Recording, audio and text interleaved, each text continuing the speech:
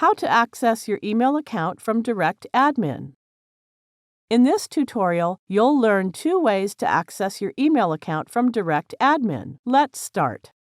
We assume you have already logged into your DirectAdmin account. Now click this email account's icon.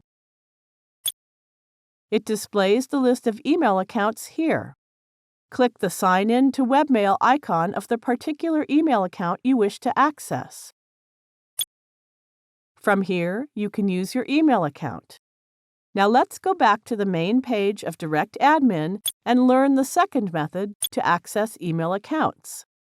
Scroll down to the Extra Features section and click Webmail Round Cube icon. Unlike the first method, we can only access our default DirectAdmin email account from here. Now enter the username and password of your default email account and click Login button.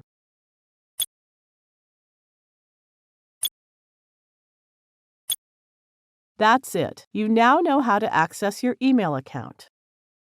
Thank you for watching.